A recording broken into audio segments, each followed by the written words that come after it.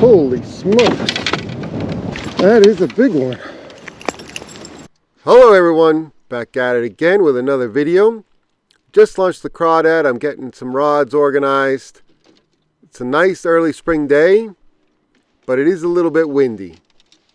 I've driven south about an hour and a half to get here, and a fishing friend of mine, Richie, told me about this pond. And I would call it a bog pond. And for those that aren't familiar, bog ponds are used to help harvest cranberries. So cranberries float. In the fall, they're usually ripe. They flood the bogs. They have these giant egg beater things that go over the bogs. The cranberries release from the cranberry bushes, float to the top, and then they can suck them up and harvest them and make cranberry juice and cranberry jelly and all that stuff. And this is what they look like this time of year. There's usually a trench around them, around the bogs, and that helps with drainage. So I'm fishing the bog pond that feeds this cranberry bog. Alright, I'm going to start off with a weedless Project Z chatterbait. Now this one, the reviews online are pretty lousy for this chatterbait, but I'm going to tell you it's awesome. And it's a sleeper and nobody throws it, and you should. It's the best 4x4 chatterbait on the market. You just need to upgrade it, modify it before fishing it. So I've done a couple videos on this, but the line tie on the nose is open, which means that blade can come off on a hard cast. So you need to fill that gap. You need to mash down that line tie so that it's not an open gap. I fill it with 50 or 65 pound braid and then I super glue it. You could do however you want to fill that gap. Epoxy, UV resin, it doesn't matter, but you have to fill that gap. I replaced the snap with a decoy egg snap, and the skirt is kind of lousy, and I replaced that with a Z-Man Easy skirt. And then you add a trailer. So yeah, you have to modify it a lot before fishing, but if you don't, it's going to fall apart on you fast. And you're going to think, I hate this chatterbait. And, that's the problem with a lot of the reviews online. They just didn't upgrade it before fishing. But if you take the time to do it, you'll have a chatterbait that nobody throws. It comes through everything. It comes through weeds, comes through lily pads. I can, not like a thick pad mat, but, when the lily pads are just coming up in spring and a jackhammer will get stuck on every single lily pad stem, this will come through all of them without a hitch. You do have to set the hook a little bit harder because it's like fishing a bass jig.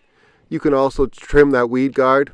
Oh, the other thing I do with the weed guard is I super glue it in because I've had Z-Man weed guards fall out, both with the cross eyes and the Project Z. Anyway, you do have to fiddle with this bait a little bit, but once you do, it'll come through anything. It'll come through anything that you can, realistically throw a chatterbait at. All right, so the way I fish this, I make a big long cast. With the Project Z weedless, I'm always fishing it shallow, so the only size I fish is the 3/8 ounce. And I'm usually fishing it in some kind of natural bluegill type color, because that's what I feel like is the primary forage in a lot of these shallow lakes early in the spring. And then I'm pumping it and popping it. And what that does is it's a change in pace, but it also gets that skirt moving, gets that spunk shot on the back moving. He's not going to win any prizes, but I just started fishing and I already got one in the boat. Now that weedless Project Z is a great chatterbait, but I got a little bit less wind back in here, and I switched to a Z-Man Sling Blades, double willow in the bluegill color, with a 5-inch green pumpkin diesel minnows as a trailer. It's kind of a mouthful, but basically it's got a lot of presence in the water. It's got some extra thump. The swim bait gives the bass a target to aim for. Instead of aiming for the blades, they aim for that swim bait. That one's got a little bit of a leech on him. Get that leech off of you, buddy. So I like it. It's a bigger profile. Now the leech is on me. Yuck.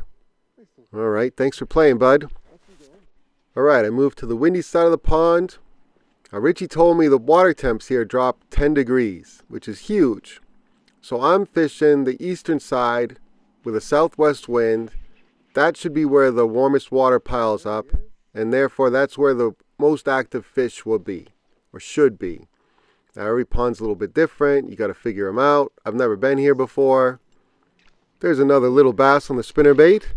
So I've seen this pattern over and over again. You know, wherever I fish in the spring, they're usually either on the eastern side, the northeast corner, or maybe the northern side of the pond, depending on how the pond is shifted geographically. And maybe if it's a straight south wind, they'll be on the windy side, which happens to be the north side. But it's just a common pattern that I have a lot of faith in. So if I'm going to start anywhere, it's going to be here. All right, I'm going to keep working my spinnerbait through the weeds.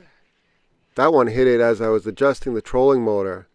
I got a couple doing that where spinnerbait was just falling for a second and they'd pop it. But that change in direction or change in pace seemed to be key.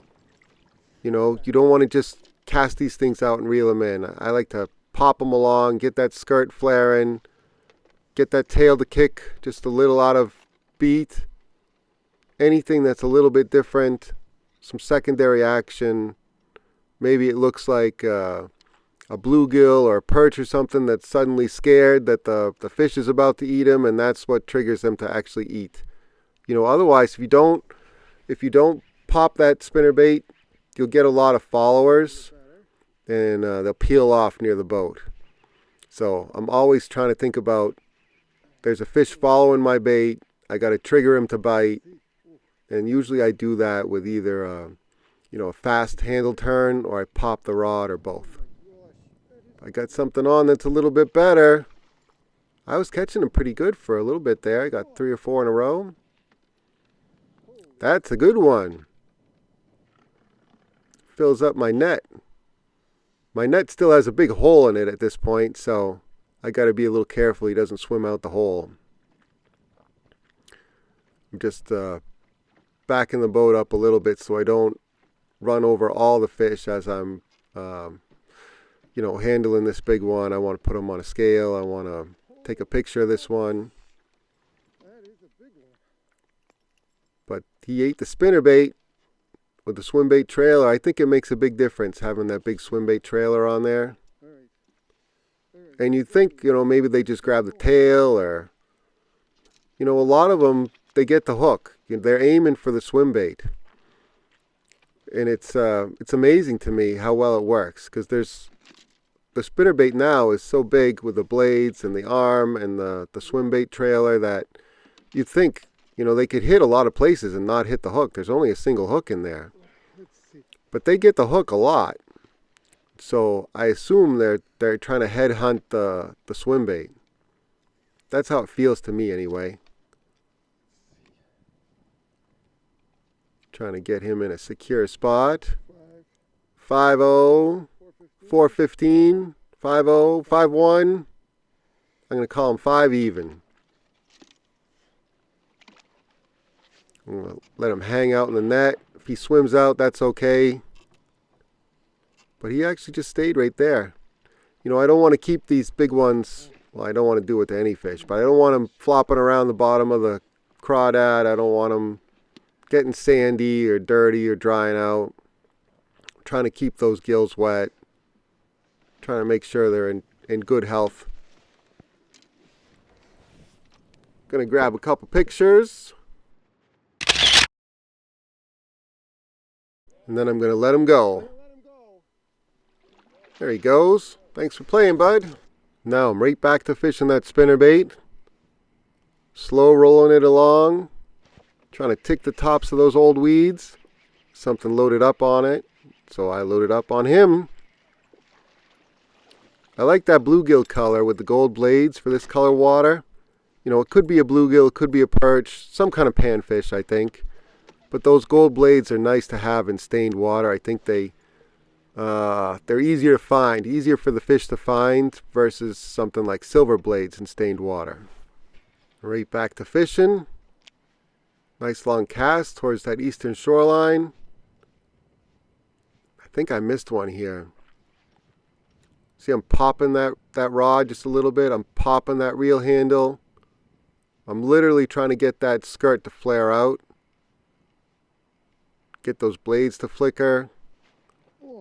And I had one right near the boat, and yeah, I messed that up. So I'm going to cast right back in. See if I can get another shot. Popping it through weeds. Getting that secondary action. Getting a little bit of deflection off the weeds. Even if I don't hit anything, I'm still going to pop it just every, I don't know, 10 handle turns or something. And that time I got him. I don't know if it was the same fish or maybe a pile of them there. But it seemed like it was pretty fast action for a while. Well, these are good conditions for a spinnerbait or a chatterbait with the wind. Partly cloudy. Could go for even a few more clouds. Alright, what's next here? I think another fish is what's next. I do have an anchor up front, but I try not to use it unless I absolutely have to. It's sort of there in case of emergency.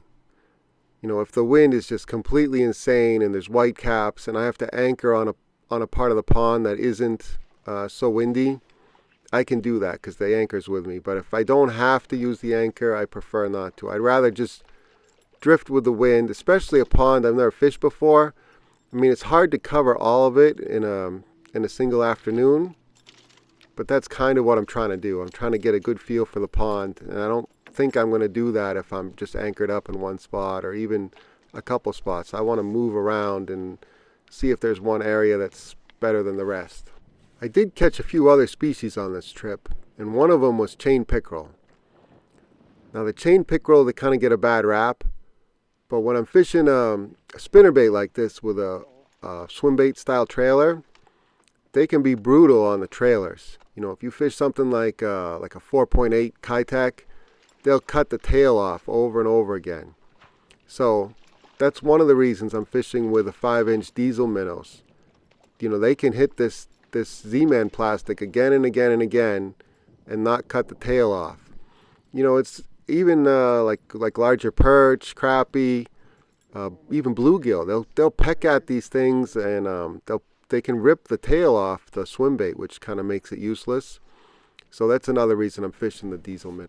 The other thing you can do with the diesel minnows is after you fish it for a really long time, the nose can start to wear out where it's attached to the spinnerbait.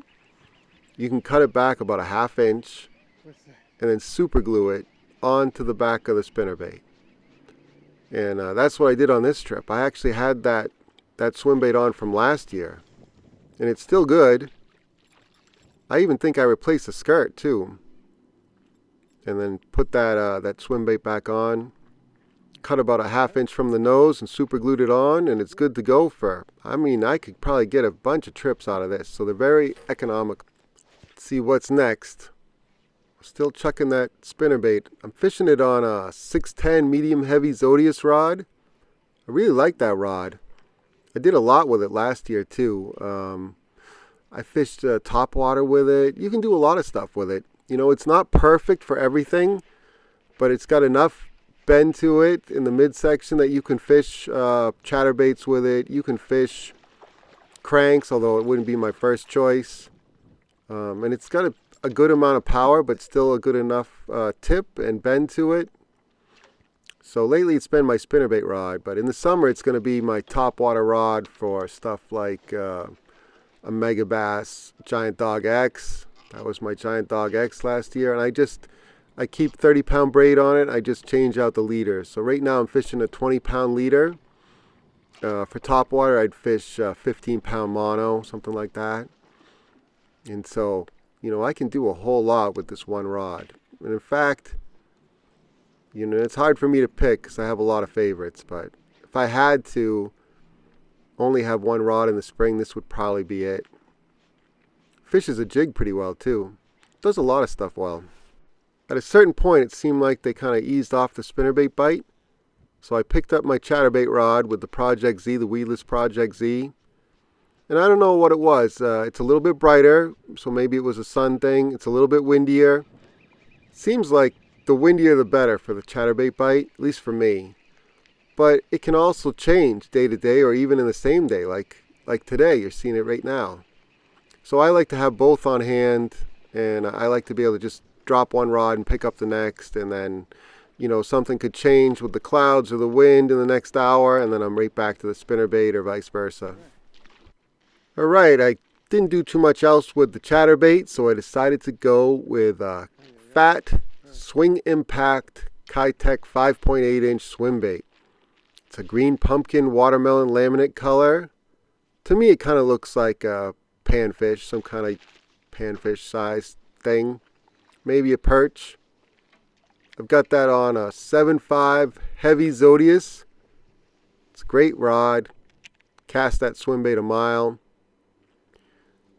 The only thing that's wrong with this combo is that I have a fast reel on it, left over from last season. And there's nothing wrong with that, except I'm reeling in more inches per turn than I really want to be. So I want to slow roll this through the weeds, which is made doubly hard by the wind and that gear ratio. It'd be better off if I had like a 6.3-to-1 reel on it, but that reel's currently on my cranking rod and I don't want to switch that out. So it is what it is.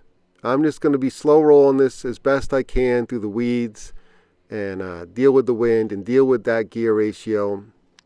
You saw me put a little bit of scent on there. That was Smelly Jelly Bass Feast. I keep it in a Ziploc bag because those things can be kind of messy. But there's the retrieve. Every once in a while I give it a little pop it out of the weeds, or just pop it just for change in motion. When it's really, really cold, I'll go even slower. And for that, I really would need a slower gear ratio and maybe get the anchor out. But I'm trying to make this work. The other thing that was happening is that I was getting hits. I was getting hits pretty regularly. So there's something about this that they liked. It might have been a little bit big for some of them. I ended up downsizing to a smaller swim bait, but I stuck with this until I got at least one in the boat. I really like this swim bait early in the year. The plastic's pretty soft. They're not super durable. But because they are soft, they have good action, even in cold water. Even when the water's super, super cold, these things will still swim. And that's not true for all plastic swim baits. So that's why I picked it. That's why I'm fishing it. The bigger sizes are a little bit more durable than the smaller ones. Seems like the tails last a little bit longer. And I got one. Now maybe this one was just a little bit bigger. He was able to get the whole thing in his mouth. Maybe they just weren't super aggressive because they had slacked off the spinnerbait and the chatterbait bite. For whatever reason, finally got one in the boat. But I could feel him bumping it down there. I messed around with that big Kitech for a little bit longer, but I wasn't doing anything, so I switched to a 4.6 inch Berkley the Champ Swimmer in a HD yellow perch color. It looks just like a yellow perch. Well, maybe not just like, but it looks pretty much like a yellow perch. But I'm trying to, it's that same kind of panfish theme. If I knew for a fact there was a big population of golden shiners in here, I might go kind of in that direction, but all these little bog ponds are going to have panfish in them. And it's the same kind of retrieve. I've also done well in the spring on this bait too. The plastic's not quite as soft. It's got a little bit more of a thump to it. But they eat it just as well. So it's a little bit smaller. It's a little bit easier for them to get in their mouth, especially if they're not quite on the spinnerbait or the chatterbait bite. It means that they're slowing down just a little bit. And so I'm downsizing, and I'll progressively go down in size until I get them to eat it. I think this was my second cast with that perch swim bait. Nice long cast with that 7.5 rod. Slow rolling it. It's a little bit smaller hook. I think it's a 5/0 or a 6/0. A little bit lighter weight too, so it stays out of the weeds a little bit better. I really should be reeling a little bit slower, but I have to reel a certain pace to keep it out of some of the junk that's down there. And I got one to go for it. I had that one almost to the boat. He got off. That's okay though. That just gives me an idea that they're willing to eat it. Couple more casts. You can see the wind's picking up.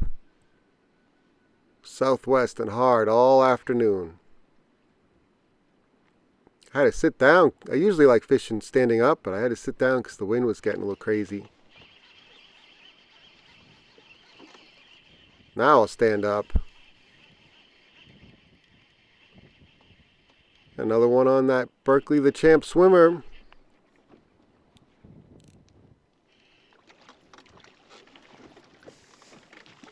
Just that little adjustment, just a little bit smaller, maybe a little bit more natural color.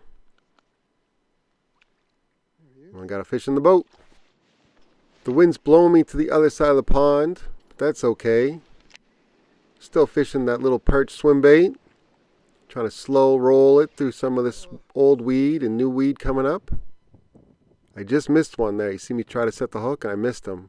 I'm going to keep going, see if he comes back for it. You know, I'm picturing a fish following this bait. And he was, I don't know, 10 yards from the boat. That's not a bass though, that's a crappie. Crappie on a 4.6 inch swim bait. That wasn't what I was expecting. I didn't know there's crappie in here. So that made me think, well, maybe I should try fishing for crappie. He's tall, he's thick across the back, but kind of skinny in the belly. Thanks for playing, bud. So I kept moseying along. Another big long cast with the yellow perch swim bait. Slow rolling it. Every once in a while I give it a little pop, but most of the time with the swim bait I like the slow roll. It's a little bit deeper over here, so I can go a little bit slower.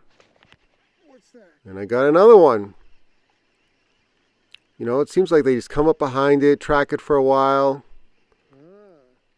and then decide to suck it in. What's that? That's another crappie. It's crappie in here, a little bit crazy to go after a swim bait like that. It's not as big as the first one, but not bad.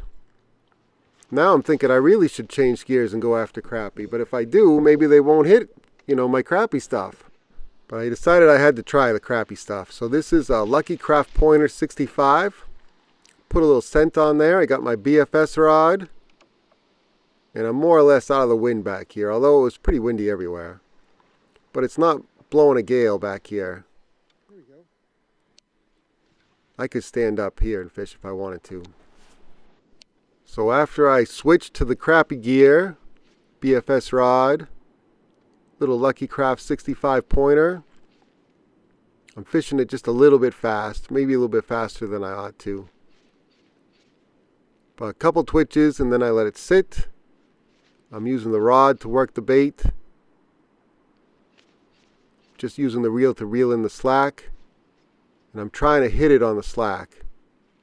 And this fish hit it as I was reeling in to make another cast, which isn't really how it's supposed to happen.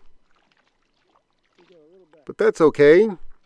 Except it's not a crappie. I caught a bass on the crappie gear. Little guy.